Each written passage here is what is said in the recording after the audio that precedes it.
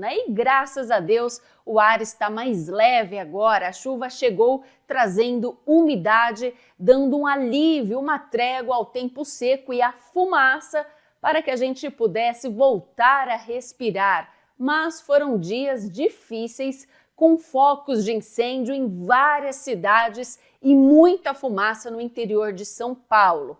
Olha, a onda de incêndios deixou 48 cidades em alerta máximo para queimadas. 2 pessoas morreram e mais de 800 tiveram que deixar suas casas desde que o fogo começou na última sexta-feira, dia 23, de acordo com os dados do governo do estado de São Paulo. Mais de 20 mil hectares foram queimados, que teve mais de 2.300 focos de incêndio em apenas 3 dias, de acordo com a Defesa Civil. Foi o agosto com mais focos de incêndio da história do estado de São Paulo desde 1998. Uma situação que, além da ação humana, foi agravada pela baixa umidade do ar, o vento e as altas temperaturas. E com isso, as chamas se espalharam rapidamente, causando estrago e destruição por onde passaram. Na sexta-feira e no sábado, várias vicinais da região foram bloqueadas devido à baixa visibilidade ocasionadas pela fumaça das queimadas às margens das rodovias. Em Urupês, uma tragédia. 2 funcionários de uma usina morreram carbonizados enquanto tentavam combater o incêndio na tarde da última sexta-feira, dia 23. Os trabalhadores estavam em um caminhão tentando apagar o incêndio em uma área de pastagem, quando o veículo tombou e eles não conseguiram fugir das chamas. As vítimas trabalhavam como brigadistas na usina. Lamentável essa situação. E Urupês foi o 4º município mais afetado, com 41 focos registrados. As chamas encontravam-se na região noroeste, acima da rodovia SP-379, chegando às áreas residenciais, como o bairro residencial Tavares. Todas as escolas e creches de Urupês dispensaram os alunos mais cedo devido à baixa qualidade do ar. Na EMF, professor Atair da Silva Rosa, os alunos que permaneceram receberam máscaras umedecidas e foram assistidos pelos professores. O Departamento de Agricultura de Urupês avalia os prejuízos na zona rural. Estima-se que cerca de 200 hectares de cana-de-açúcar foram consumidos pelas chamas, segundo a Defesa Civil. Em Ubarana, uma rua precisou ser evacuada porque os moradores estavam muito próximos ao fogo. O pânico se espalhou pela cidade, uma cena lamentável. E o governador Tarcísio de Freitas confirmou a prisão de 2 pessoas suspeitas de atuar em incêndios criminosos no interior de São Paulo desde o início da força-tarefa para conter o avanço das chamas no estado. De acordo com ele, um suspeito foi preso na região de São José do Rio Preto no sábado e outro foi detido no domingo em Batatais. Estão mobilizadas, nós estamos investigando e não vamos tolerar esse tipo de situação. Ontem nós tivemos um criminoso preso na região de Rio Preto, ateando fogo de forma criminosa. Agora de manhã em Batatais, uma pessoa com passagem pela polícia, utilizando gasolina. E nós temos 3 situações. As pessoas perguntam muito isso, é bom esclarecer. Primeiro, uma combinação de 3 fatores, ventos fortes, baixíssima umidade relativa do ar, uma estiagem prolongada e muito calor. Então, qualquer coisa provocava ignição. Então, nós tivemos aí realmente uma geração quase que espontânea, porque aí é um caco de vidro, é um alumínio que pode provocar ignição e startar esses incêndios. A segunda coisa, o crime.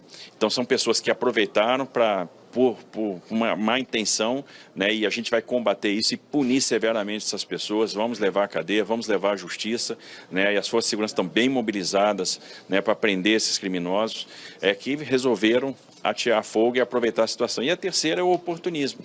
É a pessoa que tem lá um lixo para ser descartado, que quer realmente aproveitar da situação para fazer o descarte do entulho, do lixo, e quer aproveitar essa onda de incêndio para também fazer fogo e eliminar aquele material que ele precisava eliminar. E diante da situação de emergência climática, o governo do estado criou o Gabinete de Crise e agora dá continuidade aí no início desta semana aos trabalhos de gabinete de crise e do posto avançado em Ribeirão Preto para coordenar as ações de combate às queimadas que atingem o interior do estado. E para falar sobre estes focos de incêndio aqui na região, nós convidamos Guilherme Pérez, que é coordenador da Defesa Civil de Catanduva, que trabalhou nos incêndios no final de semana. Seja bem-vindo, Pérez, ao nosso jornal mais uma vez. Tudo bem com você? Uma boa noite. Boa noite a vocês do CR News, a todos os telespectadores. É um prazer estar aqui novamente. E para falar de uma notícia nada agradável, né? Incêndio no interior de São Paulo, várias cidades pegaram fogo aí desde quinta-feira, simultaneamente em vários locais.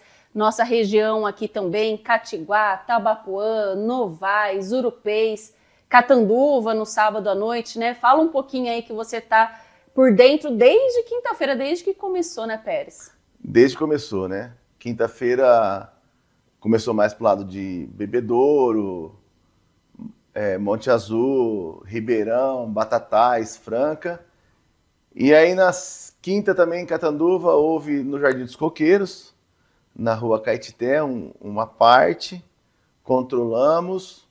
Aí na sexta, a região toda, aí começou a aparecer os focos, né, com maior intensidade, né?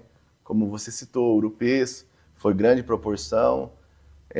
Ubarana, na BR-153, teve que ser interditada. Catanduva pegou mais novamente no Jardim dos Coqueiros. E aí começou a disseminar, né? Começou a aparecer muitos focos, como no Jardim da Torre, como no final da Rua 15, como no Gabriel Hernandes, numa empresa que se situa ali no Distrito Industrial, Gabriel Hernandes. E assim, foi um trabalho muito, muito árduo, tanto para nós, Meio Ambiente, Secretaria de Meio Ambiente, Corpo de Bombeiro, tem que tirar o chapéu para eles. Eles pediam um apoio toda hora, a gente contribuía, seja a nossa parte de defesa civil, seja a parte da guarda, em poder ajudar no trânsito, em poder desviar o trânsito. Então, assim, foi um trabalho conjunto, um trabalho que a Brigada de Incêndio de Catanduva, ela se fez o diferencial em todos os aspectos e conseguimos, no sábado à noite, praticamente eliminar todos os focos que existiam na nossa cidade.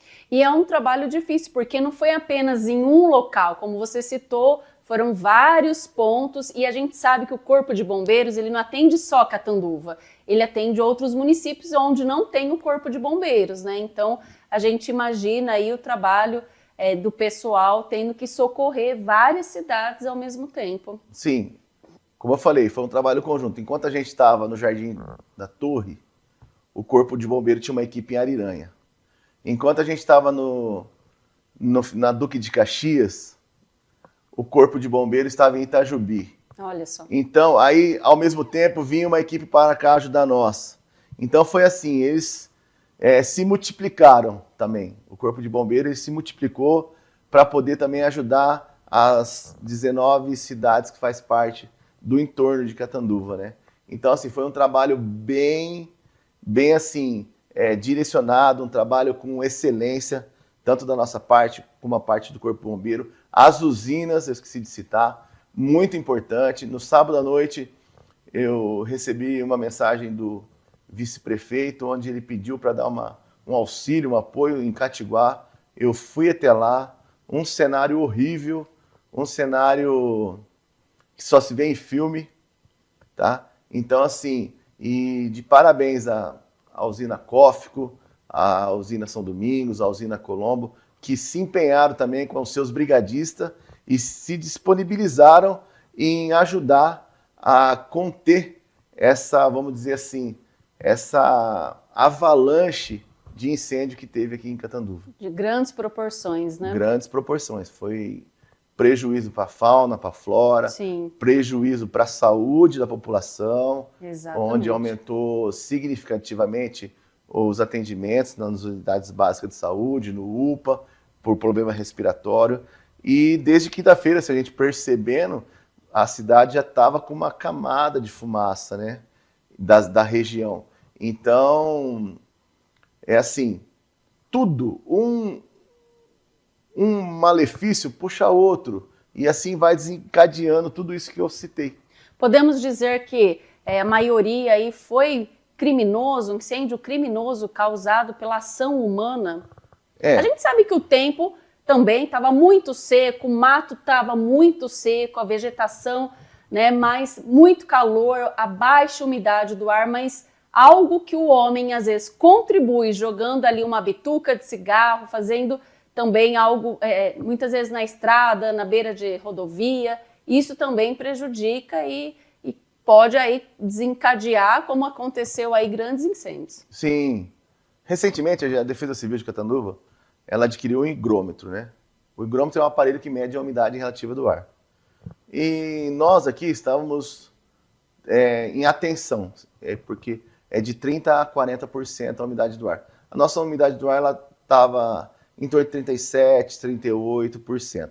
Então a gente entrou no nível de atenção. Diferentemente de outras regiões, como Rio Preto, ela atingiu já um nível de 22%, quer dizer que é menos ainda.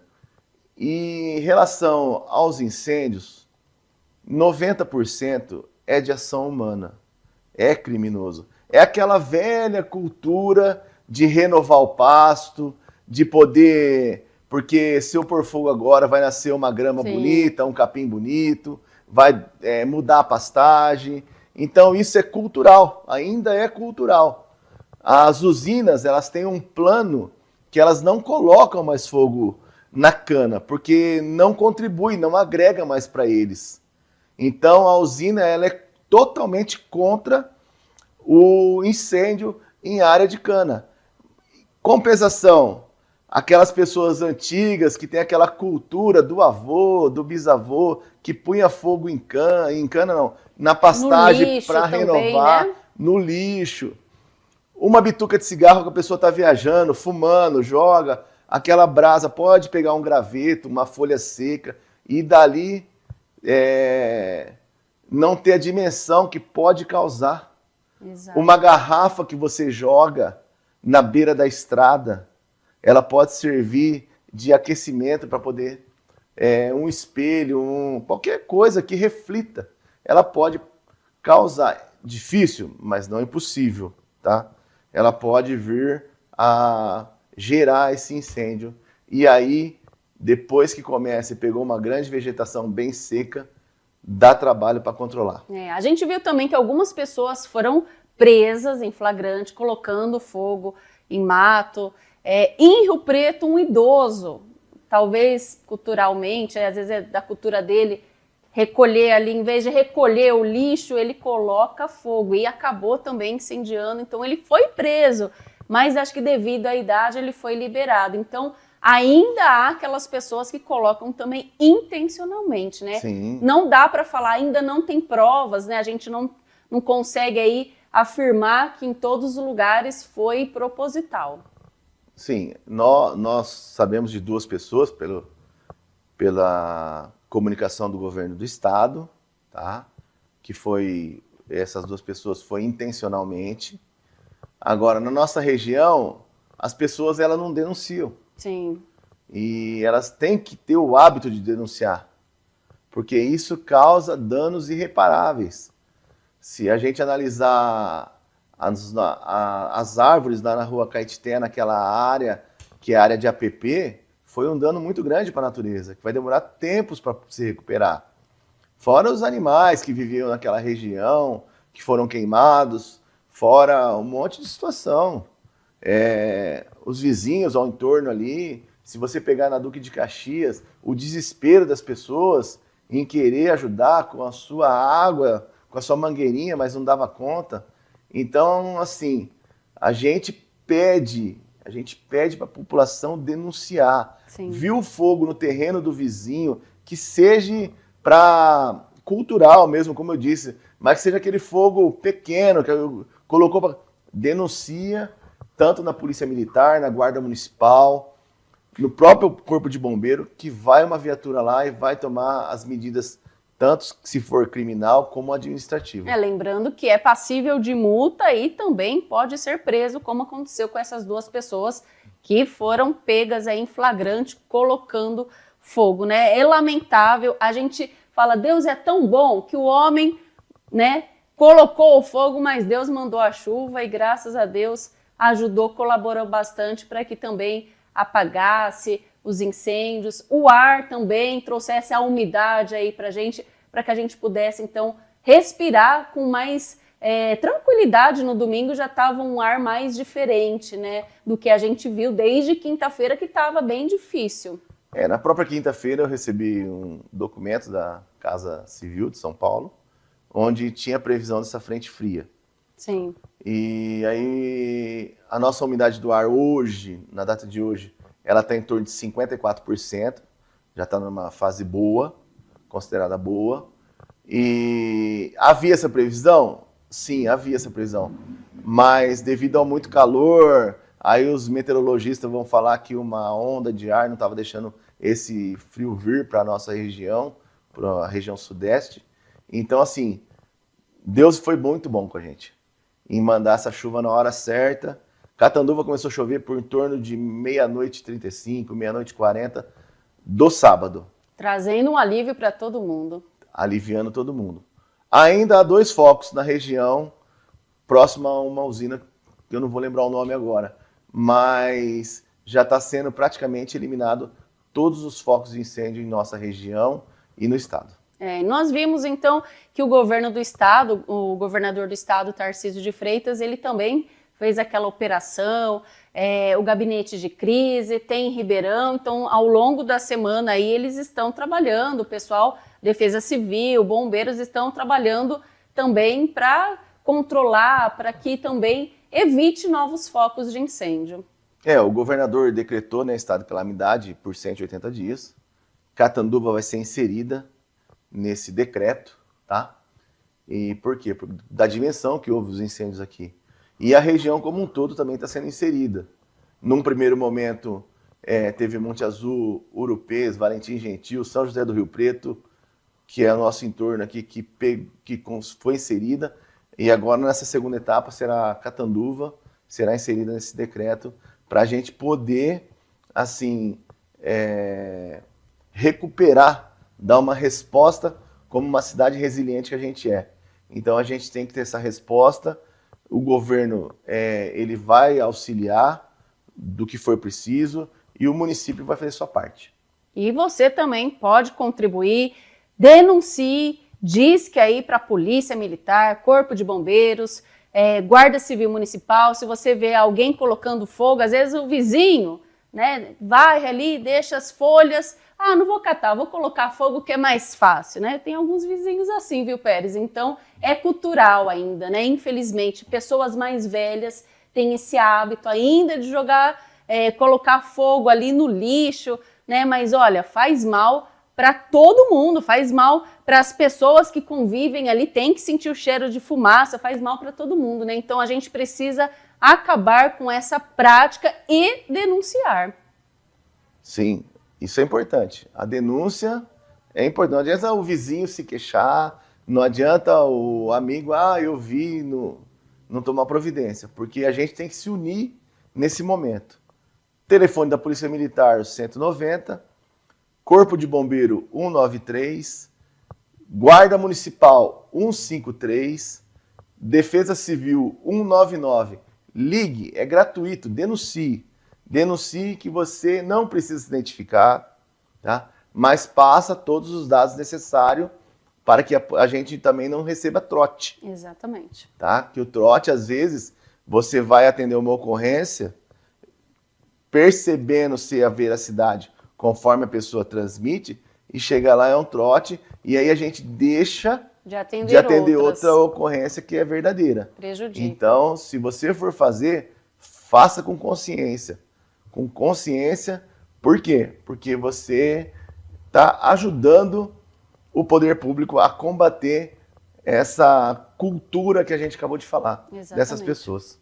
Pérez, muito obrigada pelas suas informações aqui, os esclarecimentos, sempre bem-vinda aqui no jornal e espero recebê-lo da próxima vez com notícias boas. Obrigado a você pela oportunidade, obrigado à paciência dos telespectadores e eu sempre falo, Defesa Civil somos todos nós.